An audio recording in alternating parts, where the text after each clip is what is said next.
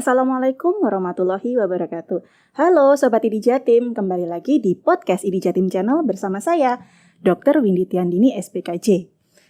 Beberapa pekan terakhir, kita tuh dikagetkan dengan kasus dugaan KDRT pada pasangan muda yang fenomenal, harmonis, dan romantis. Tapi muncul pertanyaan dari netizen nih, mengapa KDRT hadir di antara mereka yang mengaku saling mencintai? Wah, temanya berat. Temanya berat. Saya ambil nafas dulu boleh, Dok? Silakan tarik nafas ya. Baik, pada podcast kali ini kita akan membahas nih tentang KDRT dan kenapa sih itu bisa terjadi bersama pakarnya langsung, seorang psikiater, Dr. Azimatul Karimah, spesialis kedokteran jiwa konsultan FISCM yang akrab disapa Dr. Uci. Halo Dok. Halo, apa kabar Dr. Windy? Baik, Alhamdulillah Dok. Dok, tema kita kali ini berat dan sensitif kayaknya. Iya, baik. Yeah.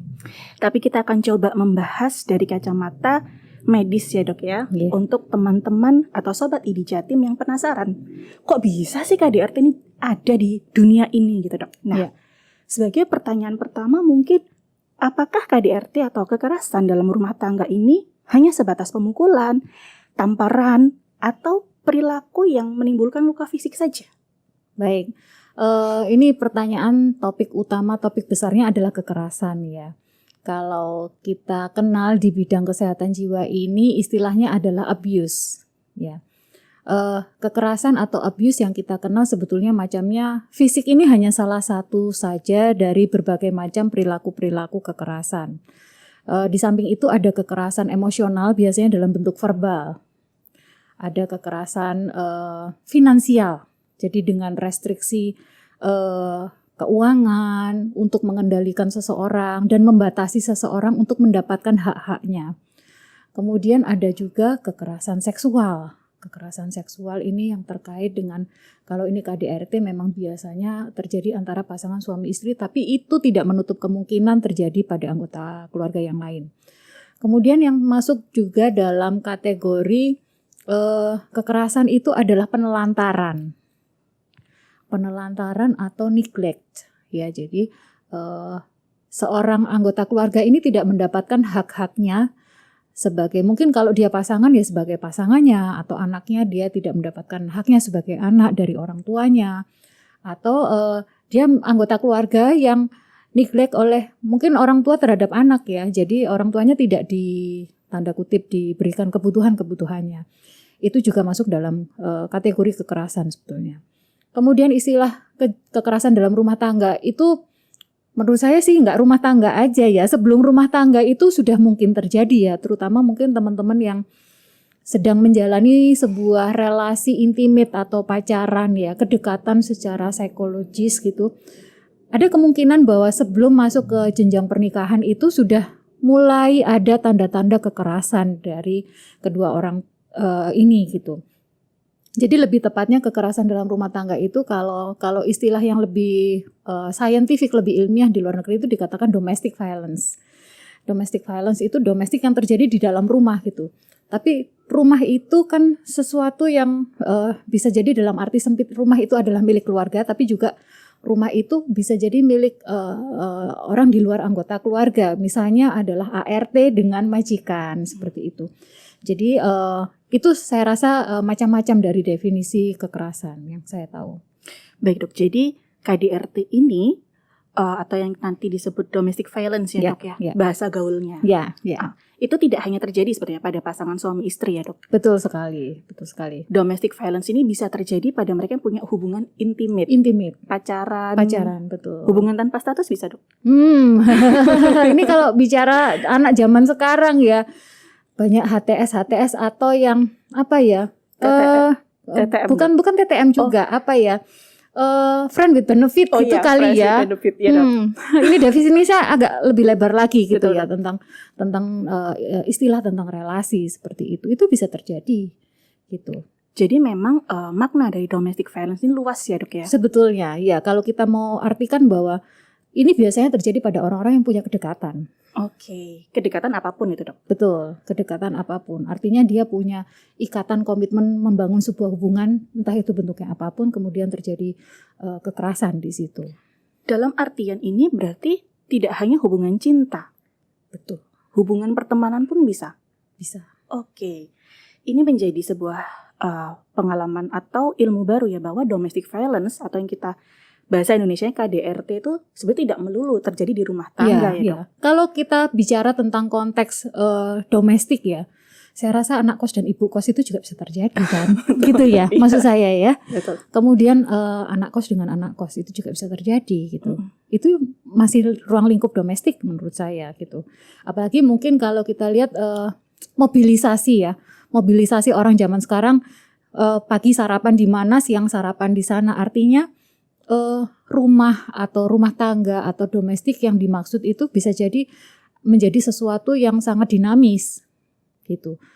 Apakah itu terjadi di rumah atau di rumah kos atau di rumah kontrakan atau di apartemen, mes dan lain sebagainya gitu. Baik.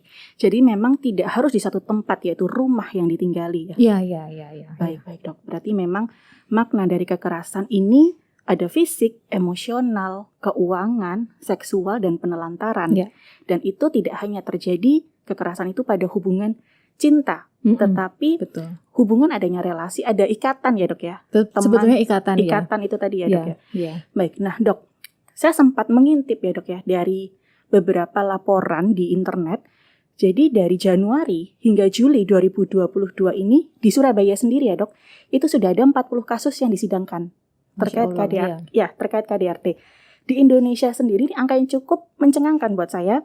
Saya ngintip di Kementerian Pemberdayaan Perempuan dan Pelindungan Anak hingga Oktober 2022 dari Januari itu terdapat 18.261 kasus. Oke. Dan sebaran korbannya adalah perempuan. Ya. Nah, apakah KDRT ini selalu perempuan sebagai korban dan laki-laki sebagai pelaku? Oke. Baik, begini, menurut saya itu juga sangat terkait dengan background budaya kita ya. Background budaya kita ini yang memang cenderung patriarki atau patrilinear, di mana sosok seseorang dengan jenis kelamin laki-laki ya, itu dianggap memang lebih superior dibandingkan perempuan gitu. Sehingga pada kasus kekerasan ini seringkali terjadi memang ada superiority dan ada inferiority gitu. Bahwa yang superior itu cenderung akan menindas yang inferior gitu. Sehingga menurut saya itu tidak mengagetkan kalau memang kasus yang dilaporkan korbannya adalah perempuan. Tapi saya menemukan beberapa kasus yang justru laki-laki jadi korban KDRT gitu. Artinya ya menurut saya laki-laki dan perempuan punya resiko yang sama gitu.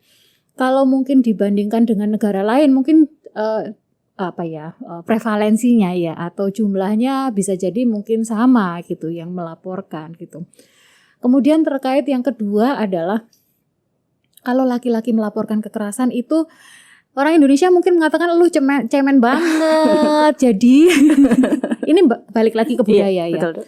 Ketika seorang laki-laki menjadi korban kekerasan, kemudian dia melaporkan dirinya untuk mendapatkan bantuan, itu respon masyarakat jadinya, cemen lu masa gitu aja lapor, gak bisa membela diri sendiri, apalagi sama perempuan gitu.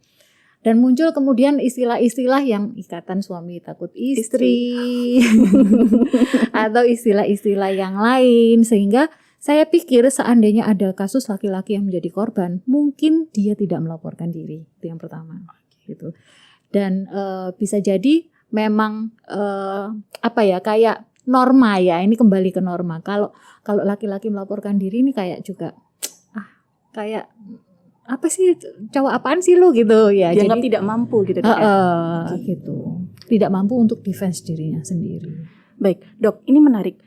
Kalau tadi kita dengar ya, sering kita baca mungkin di media massa, kalau perempuan jadi korban KDRT kan rata-rata dipukul, istilahnya kekerasan fisik ya, atau kekerasan seksual. Ya. Nah, kalau laki-lakinya laporannya seperti apa, Dok, kalau KDRT sering kalinya? Baru beberapa bulan yang lalu saya menangani kasus KDRT, emosional dan fisik itu ada. Oke. Gitu. Jadi bapak ini sudah menikah sekian puluh tahun bersama pasangannya. Memang kebetulan backgroundnya si ibu ini ada problem di otak, gitu. Jadi ada latar belakang fisik juga yang mendasari perilaku kekerasannya. Kemudian itu riwayat stroke ya. Kemudian ada faktor trauma di masa lalu yang beliau diperlakukan secara tidak adil oleh orang tuanya, yang menurut saya beliau juga korban kekerasan di masa kecilnya gitu. Yang ketemu pada umur tertentu, kemudian si bapak atau suami ini melaporkan diri, saya sering dipukul, saya sering dikata-katain, sering dimaki-maki, dianggap tidak becus dan lain sebagainya. Dan ya menurut saya ya Masya Allah ya, bapak ini tidak melawan gitu. Tidak melawan karena beliau memang punya janji pada dirinya sendiri. Beliau punya value bahwa saya nggak akan nyakitin perempuan gitu. Tapi pada kondisi tertentu beliau malah yang tersakiti gitu ya. Beliau menderita sekian tahun, kondisinya ngempet perasaannya, menahan perasaannya, kemudian muncul dalam bentuk penyakit-penyakit kronis. Penyakit jantung koroner, hipertensi, seperti itu. Akhirnya dua pasangan ini jadi sakit fisik juga gitu. Karena problem kekerasan ini tidak terselesaikan, seperti itu. Dan si ibu ini juga melakukan kekerasan kepada anak-anaknya. Gitu. Jadi si anak ini menyaksikan beliau memukul suaminya, si anak ini juga menyaksikan beliau memukul mereka pada saat kecil, memaki-maki, dan pada saat si anak-anak ini udah gede gitu ya, si anak kan sudah lebih powerful, secara fisik udah sama besarnya sama ibunya, sehingga secara emosional ibu ini sudah tidak menggunakan cara fisik lagi untuk melampiaskan kekerasan, tapi menggunakan cara-cara verbal seperti itu. Nah, menurut saya kasus seperti ini mungkin terjadi dalam rumah tangga yang lain atau situasi domestik yang lain, tapi berhubung mungkin ini tidak memunculkan komplikasi yang berat, kemudian tidak memunculkan dampak hukum gitu ya, itu seringkali tidak dilaporkan gitu, dan itu dianggap ya udah itu cara orang tua mendidik anaknya, atau itu biasa kalau di budaya kita itu kalau dipukul sesekali itu nggak apa-apa seperti itu gitu. Jadi norma baru bahwa itu oke, padahal sebelumnya itu sudah dalam bentuk kekerasan gitu. Nah ini dok, ini menarik sekali karena seperti yang tadi dokter Uci katakan, budaya kita rata-rata masih patriarki ya dok ya. Budaya kita rata-rata istilahnya orang tua mungkin itu segala-galanya untuk anak. Dan kekerasan pada beberapa individu atau beberapa masyarakat masih dianggap sebagai cara mendidik. Termasuk mendidik anak dan pasangan. Dan itu dianggap wajar, sehingga tadi dokter Uci mengatakan dianggap sebagai norma. Sebetulnya kapan kita boleh menganggap ini wajar dalam hal mendidik hingga kita bisa mengatakan ini sudah violence, ini sudah kekerasan nih? Oke. Yang saya tahu memang kalau kita bicara sedikit di agama ya, kalau di Islam itu ada seorang anak yang sudah akil balik, dia nggak sholat, maka orang tua boleh memukul gitu. Tapi kemudian kalau kita menelaah bahwa sebetulnya ayat untuk memukul di situ kan bukan untuk menghukum.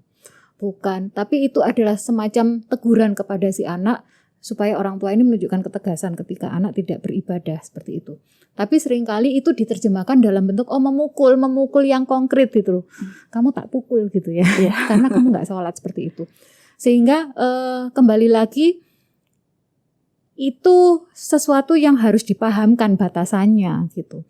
Dipahamkan karena kita harus menginterpretasi dulu mana yang boleh, mana yang tidak boleh. Gitu. Menurut saya rasanya tidak ada sesuatu hal yang memang membenarkan kekerasan ya, tidak ada sesuatu hal. Even itu adalah cara saya mengasuh dan mendidik anak saya gitu. Seringkali kalau saya mendapati klien kemudian orang tuanya, "Dok, kalau nggak gitu dia nggak nurut." Orang tua bilang begitu kepada saya.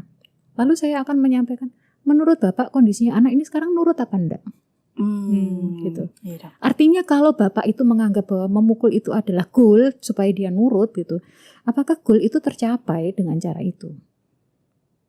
Baik, gitu. Itu harus. Saya mencoba merefleksikan, oke, bapak maunya anak menurut, tercapai enggak? Kalau memang tidak tercapai, rasanya kita perlu mengevaluasi apakah cara ini tepat untuk si anak. Gitu. Di situ saya mengajak orang tua untuk berefleksi terhadap gaya pengasuhan pengasuhan gitu. Kemudian saya ingin anak saya patuh dan lain sebagainya, dan saya melihat anak saya membangkang gitu ya. Oke, kalau bapak dulu bisa menertibkan atau membuat anak itu disiplin dengan cara dipukul, sedangkan anak ini sekarang badannya aja sudah lebih gede dari badannya bapak gitu. Apakah cara itu nanti juga akan membuat dia disiplin gitu. Malah yang dia kenal adalah dia bukan disiplin tapi takut sama bapak gitu. Apakah itu yang mau dicapai gitu. Jadi kalau kita bicara tentang pengasuhan ya, saya akan mengembalikan goalnya sebetulnya apa sih gitu. Apakah anak yang mutlak penurut yang tidak punya inisiatif sama sekali dan dia tidak bisa mengembangkan diri sama sekali karena terlalu penurut sama orang tua, atau si anak yang tanda kutip mampu berpendapat, mampu menuangkan idenya, mampu berinisiatif, tapi kemudian orang tua merasa teriritasi dengan kemampuan-kemampuan anak, apakah memang itu yang diharapkan orang tua gitu. Jadi menurut saya sekali lagi tidak ada pembenaran satupun bahwa kekerasan ini memang digunakan untuk pengasuhan, tidak ada pembenaran satupun. Seperti itu. Jadi memang kekerasan ini baik yang terjadi pada untuk diniatin untuk mendidik istri, pasangan ataupun anak itu mempunyai dampak di kemudian hari ya dok ya. Betul. Nah, untuk membicarakan tentang dampaknya itu dok, itu apa dok sebetulnya? Dampak yang istilahnya saat ini kita lihat ketika kita memukul istri atau memukul suami di depan anak, yang terjadi saat itu hingga nanti dampak jangka panjangnya dok. Ya, yang seringkali memang ditemukan ya, kalau ini mungkin Bapak Ibu teman-teman melaporkan adalah dampak fisik ya. Memar-memar, biru-biru, nyeri, sakit kepala gitu ya. Kasus dipukul mulai dari kepala, leher, punggung, kaki, tangan dan lain sebagainya, sampai ada yang model penyiksaan seperti dinyunyuk rokok apa ya bahasa Indonesia, disundut rokok gitu ya. Karena si ibu ini jengkel karena si anak sering membantah atau melanggar apa yang diatur oleh ibunya. Itu yang sering mungkin dilaporkan kepada dokter umum atau mungkin yang tampak kasat mata ya gitu. Tapi sebetulnya di balik dampak-dampak fisik itu saya yakin ada dampak psikologis yang menyertai. Ya, ini kerjaan kita ya. PR ke depan ya dok. Kita ini menguak sesuatu hal yang tidak kasat mata gitu ya Dokter Windy ya. Betul. Nah, dampak psikologis ini yang menurut artikel-artikel itu yang long lasting. Dampak fisik memar hilang dalam 1 minggu. Udah kalau misalnya mau dipotret ulang itu dari yang ada terus nggak ada gitu sama sekali gitu. Tapi dampak psikologis ini long lasting dan bisa berjalan seumur hidup gitu. Yang mungkin orang mengenal ini sebuah trauma. Nah, trauma ini yang kemudian melahirkan berbagai macam gejala-gejala atau masalah-masalah kejiwaan menurut saya. Mulai dari yang paling ringan itu takut sekolah gitu ya, paling ringan. Gangguan belajar, susah konsentrasi, susah mengingat sesuatu gitu ya. Dan ini anak-anak pandemik ini juga salah satu ya yang paling banyak menjadi korban emak-emaknya gitu ya. Kemudian itu yang paling ringan gitu. Mungkin anak yang tadinya umur 11-12 tahun yang tadinya sudah nggak mengompol, dia jadi ngompol lagi karena dia cemas gitu ya. Sampai mengalami gangguan panik. Kemudian PTSD itu gangguan stres pasca trauma, depresi, sampai dengan kasus-kasus dengan gangguan jiwa berat yang dia berhalusinasi, membayangkan, trauma, paranoid, penyalahgunaan zat, ya, dan lain sebagainya. Gitu. Artinya dampak psikologis ini yang meninggalkan jejak lebih panjang dan meninggalkan efek yang lebih bahasa Inggrisnya debilitating ya, dampak yang lebih memberatkan dan membuat orang ini menderita sekali sepanjang hidupnya. Dan kondisi-kondisi seperti ini adalah fenomena gunung es yang seringkali orang nggak akan lihat sampai mereka ngobrol dengan lebih dalam. Betul. Ngobrol dengan lebih dalam ini pun buat kita ini juga sesuatu yang challenging ya, maksudnya menantang untuk meyakinkan seseorang itu bercerita bahwa kita ini adalah orang yang terpercaya, bahwa kita ini adalah orang yang bakal bisa membantu dia. Itu nggak semua orang itu mampu mencapai rasa percaya gitu ya, sehingga dia akhirnya bisa terbuka dengan pengalaman-pengalaman kekerasannya dia seperti itu. Nah, apakah itu dok yang ketakutan atau rasa tidak percaya yang mungkin muncul dalam dirinya, atau dia merasa mungkin saya sudah tidak bisa lagi ditolong. Itu yang menyebabkan seseorang memilih diam ketika mereka menjadi korban dari KDRT. Iya, betul sekali. Itu perasaan hopeless dan helpless ya. Jadi saya nggak bakal bisa ditolong, dan saya ini rasanya sudah nggak ada harapan siapa yang bakal menolong saya gitu. Mungkin dia membayangkan Iron Man atau Captain Marvel yang akan menyelamatkan dia gitu ya. Sehingga akhirnya dia melihat orang-orang di sekitarnya bukan orang yang seperti itu. Sehingga dia akhirnya memilih untuk mencoba melupakan gitu. Padahal kalau Bapak Ibu teman-teman mencoba melupakan itu sebetulnya sebuah mekanisme defense kita ya, sebuah mekanisme pertahanan kita ketika kita merasakan nyeri psikologis gitu ya. Nyeri psikologis, nyeri batin gitu ya.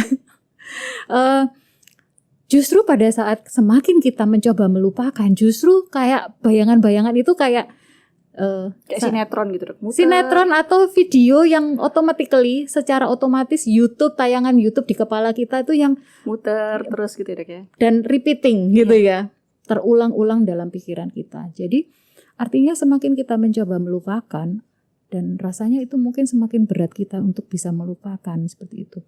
Sehingga salah satu solusinya adalah menceritakan gitu.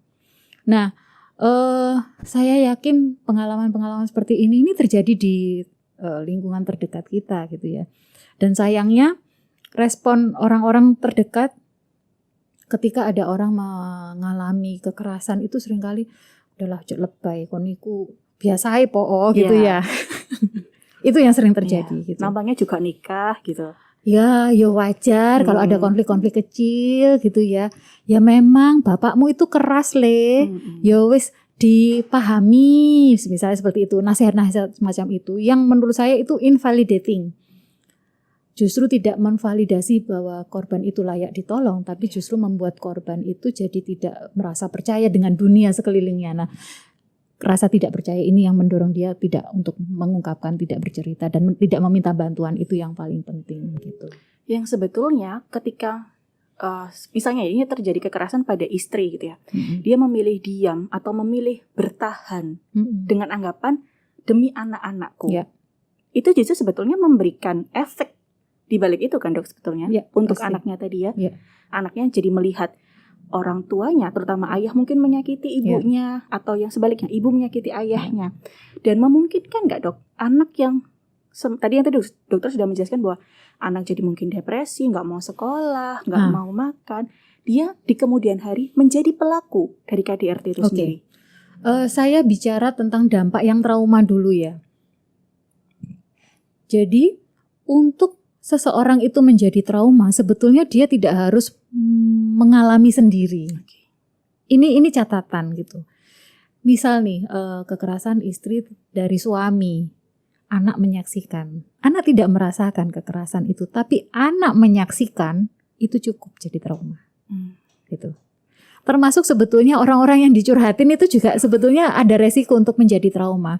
Sehingga ini mungkin buat teman-teman yang ingin curhat atau mau menceritakan pengalaman kekerasannya, rasanya teman-teman juga perlu bertanya pada yang bersangkutan.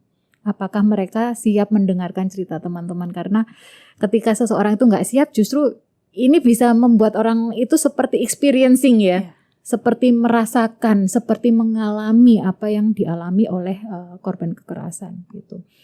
Jadi catatannya adalah tidak perlu mengalami sendiri untuk menjadi trauma.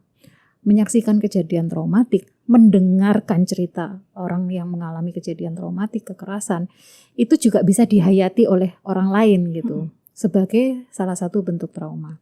Sehingga ketika anak itu menyaksikan orang tua melakukan kekerasan dan mereka merekam, jangan lupa, anak kecil ini sangat kuat memorinya. Dan seringkali mereka merekam tapi mereka nggak ngerti maknanya, gitu. Mereka akan menemukan maknanya itu dalam perjalanan hidup di kemudian hari gitu. Oh, bapakku dulu melakukan ini ke ibuku. Oh, berarti itu laki-laki boleh ya melakukan itu ya ke perempuan. Jadi itu dimaknai mungkin dengan berbagai macam interpretasi ya dari anak, karena dia tidak mendapatkan penjelasan apapun terhadap situasi yang dia lihat sehari-hari. Nah, itu akan menjadi kelanjutan cerita menurut saya ya, kelanjutan cerita yang tanda kutip ini bisa jadi tidak menyenangkan gitu untuk pengalaman hidup si anak di kemudian hari. Gitu. Jadi sekali lagi bahwa apapun yang terjadi di dalam rumah tangga, meskipun korbannya hanya satu, tetap orang-orang di dalam rumah itu akan merasakan dampaknya. Baik saat itu juga ataupun beberapa saat kemudian. Betul. Entah itu dia menjadi pelaku kekerasan, entah itu dia juga akan cenderung jadi korban kekerasan. Misal nih, ketika seorang anak perempuan melihat ibunya dipukul sama ayahnya dan kemudian dia menjalin relasi dengan seorang laki-laki yang sudah melakukan kekerasan sejak sebelum dia menikah, dan dia merasa, oh iya ibuku juga gitu kok, wis enggak apa-apa wis. Oh, jadi kayak semacam pemahaman baktinya perempuan sama suami gitu. Bisa. Oke. Gitu. Dia melakukan itu untuk kebaikan saya kok. Itu Gitu. biasanya bumbu manisnya ya, Dok ya. Ya, dan itu yang dipakai supaya pelaku itu bisa melakukan itu berulang-ulang gitu. Karena aku tuh cinta sama kamu. Tapi makanya tak ginikan kamu gitu loh. Aku tuh enggak mau kamu itu jadi orang yang tanda kutip dablek, keras kepala, apa dan lain sebagainya seperti itu. Gitu. Seolah-olah itu jadi value dan itu benar. Benar untuk dia terima, bukan benar untuk dia lakukan. Kalau untuk pelaku benar untuk dia lakukan, tapi untuk korban benar untuk dia terima. Gitu. Jadi biasanya kasus kekerasan ini akan mulai jadi yang kayak korek gitu ya, apinya redup-redup gitu, apinya agak besar. Itu ketika menjalin relasi. Akan nampak gitu, Dok ya? Akan nampak. Relasi yang dekat gitu ya. Gitu. Tapi sebelum itu terjadi, memang itu nggak kelihatan. Karena mungkin relasinya hanya di permukaan-permukaan saja selama ini dengan orang lain gitu. Nggak sampai mendalam dari hati ke hati. Tapi kalau sudah I like you, you like me, and I think we need to continue this relationship into something gitu ya. Nah itu mulai kan ada value itu akan mulai beradu di situ menurut saya. Value dari keluarga perempuan maupun keluarga laki-laki gitu. Mana yang boleh, mana yang nggak boleh gitu. Dan kemudian mereka sudah mulai menetapkan tujuan. Saya bersama kamu nanti kita mau apa. Gitu. Kita melakukan ini dengan cara yang bagaimana seperti itu. Itu mungkin mulai beradunya di situ. Karena value ketemu value gitu. Keyakinan ketemu keyakinan gitu. Tujuan ketemu tujuan seperti itu. Nah, ini menarik, Dok. Pembicaraan mengenai value ya. Ketika kita mau kita mau arahnya ke serius nih atau kita mau lebih dekat. Itu kan kita mulai saling membuka tentang value kita, prinsip hidup kita lah ya istilahnya.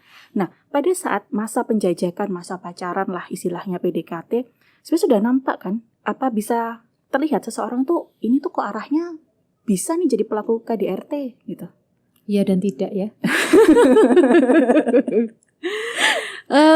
Begini, kita melakukan kekerasan atau tidak itu juga seringkali tergantung beban stres yang kita punya gitu ya.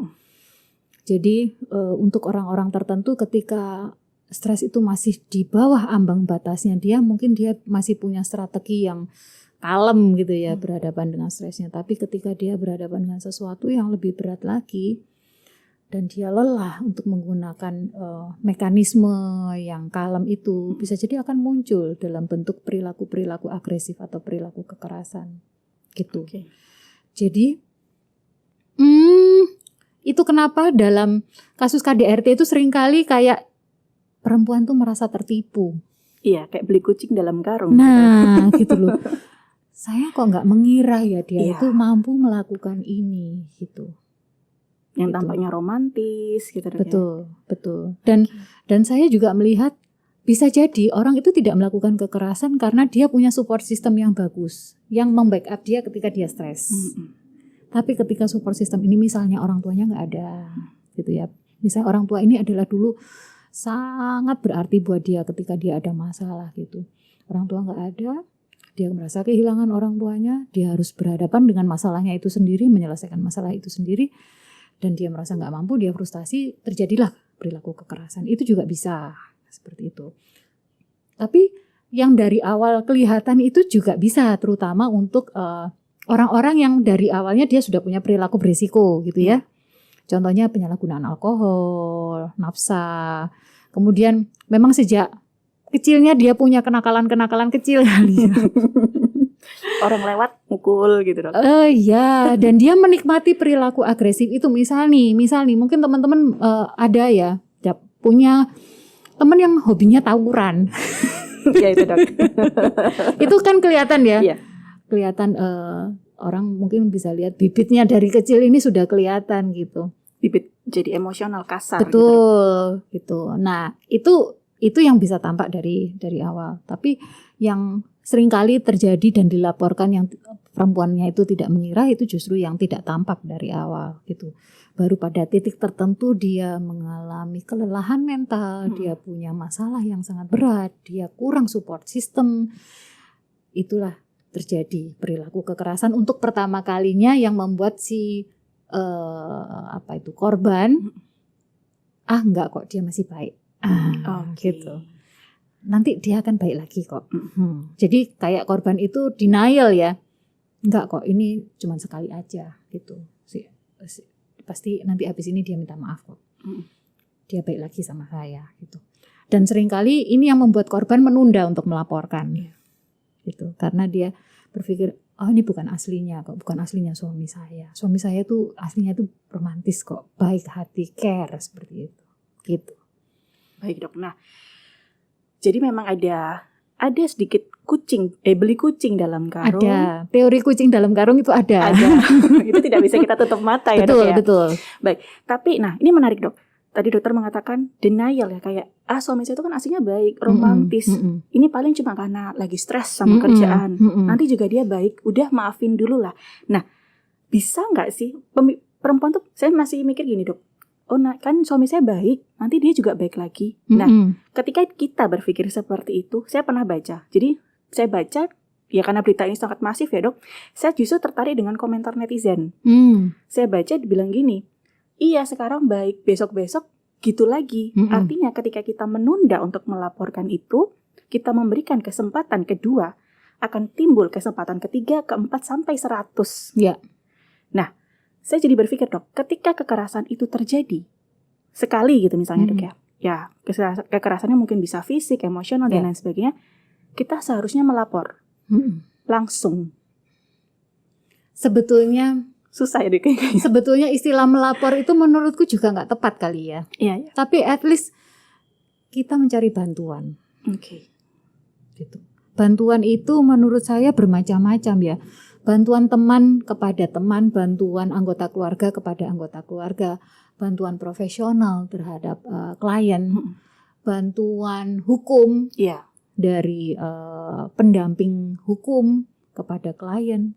Jadi bantuan itu bisa bermacam-macam. Atau mungkin ahli rohaniawan, ahli agama. Ya, biasanya ke situ dulu kan. Ya, itu. At least kita tahu kepada siapa kita meminta bantuan. Menurut saya itu. Sebelum akhirnya kita memutuskan, oke, ini mau dilaporkan ke ranah hukum atau enggak. Baik. Gitu. Dan norma kita adalah ketika kita menceritakan hal-hal yang sangat personal di dalam rumah, itu seperti membuka aib. Betul. Tabu, nggak pantes, gitu. Apalagi value orang Jawa, mikul dhuwur mendem jero. Artinya aib ini harus dipendem, harus dikubur dalam-dalam gitu. Jangan sampai orang bisa melihatnya. Nah, value ini juga menghalangi seseorang itu untuk meminta bantuan ya, seeking help. Ini juga perlu menjadi catatan. Itu ada di budaya kita. Dan seandainya kita seeking help di level keluarga akan meredam. Sudah landuk, jangan diceritakan, malu bapak ibu ini gitu. Nanti apa kata budemu? Nanti mbahmu piye? Nah, artinya kemudian masalah ini dihubung-hubungkan dengan nama baik keluarga. Dan itu menjadi sebuah hambatan menurut saya. Akhirnya orang ini memilih untuk tidak bercerita. Akhirnya pelaku merasa aman. Pelaku merasa aman untuk melakukan ini berulang-ulang kali. Karena merasakan ada dukungan dari keluarga. Atau merasakan tidak ada konsekuensi negatif dari keluarga. Bukan dukungan ya menurut saya. Tidak ada konsekuensi negatif dari keluarga. Sehingga termaintenance itu perilakunya. Gitu. KDRT ini ya, seperti tadi Dr. Uci katakan, melibatkan value, hal yang tabu, sensitif, dan efeknya itu luar biasa. Bukan hanya untuk korban sebetulnya Dok ya. Tapi sebetulnya ada nggak sih efek untuk pelakunya sebetulnya? Selain ya nih kalau bisa dipidanakan, selain itu Dok, ada nggak?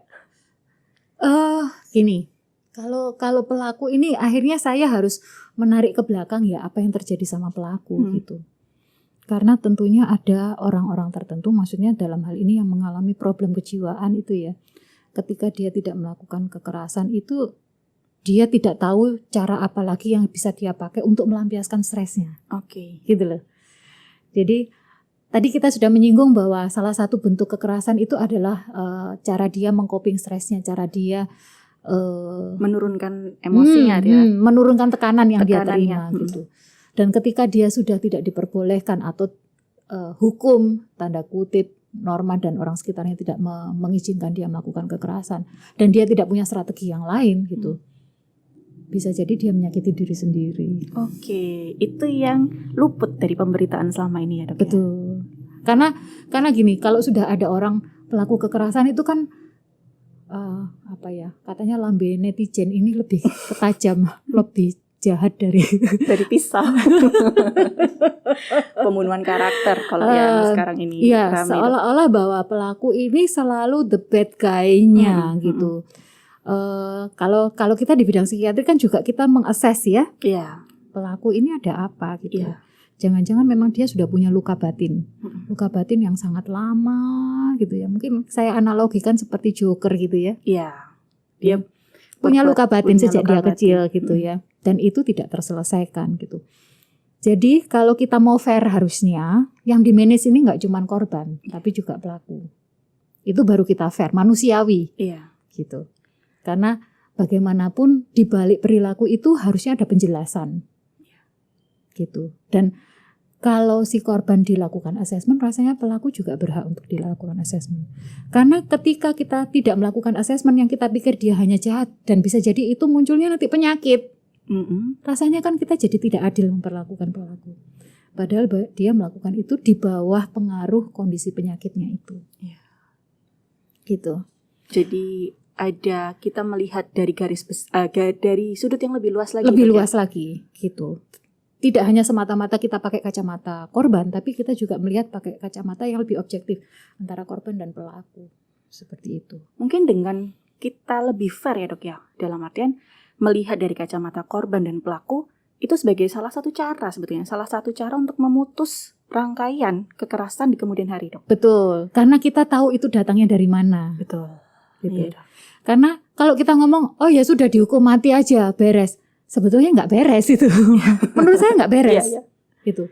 Menurut saya beres itu ketika kita paham bahwa itu asalnya dari mana dan kita bisa mencegah itu tidak terjadi pada orang lain. Itu baru beres. Iya. Karena ya itu tadi Dok, saya baca terutama sejak pandemi ini ya Dok ya. Karena kita juga baru bukan merayakan ya, memperingati Hari Kesehatan Jiwa Sedunia 10 Oktober kemarin, bahwa kesehatan mental atau gangguan mental semasa pandemi ini meningkat dan angka kekerasan juga ikut meningkat karena stres yang tadi dokter ceritakan. Manusia tidak mampu lagi mengutarakan atau melampiaskan stresnya dengan cara yang lebih baik. Akhirnya ada istri atau ada suami di rumah mungkin cuma ngingetin naruh handuk itu jangan di kasur. Bisa memicu gitu Dok ya. Nah, kemudian ada muncul pertanyaan lagi. Kasus-kasus KDRT itu juga selain karena tadi ya ada pandemi, ada masalah sebelumnya, mungkin masalah di kantor, pemecatan, isu selingkuh. Itu sensitif di Dok. Baiklah, oke. Perselingkuhan ya. Ini sebetulnya perselingkuhan itu nggak masuk ranah KDRT ya. Tapi memang seringkali jadi trigger. Betul. Perselingkuhan. Coba diulang pertanyaannya, Bu. Ya, ini balik lagi loh Dok ya. Ini dari netizen. Iya. Jadi isu perselingkuhan seringkali mendominasi dari pelaporan KDRT. Dia menyakiti saya, dia memukul saya setelah saya menanyakan, ini perempuan siapa? Kamu chat-chatan sama laki-laki siapa? Ini kebetulan perempuannya korban ya? Iya. Gitu. Okay. Jadi isu perselingkuhan kalau saya baca dari beberapa artikel menjadi nomor 1 dan nomor 2 ya bergantian dengan masalah di kantor atau masalah stres kerjaan gitu. Dari pihak laki-laki ya? Betul.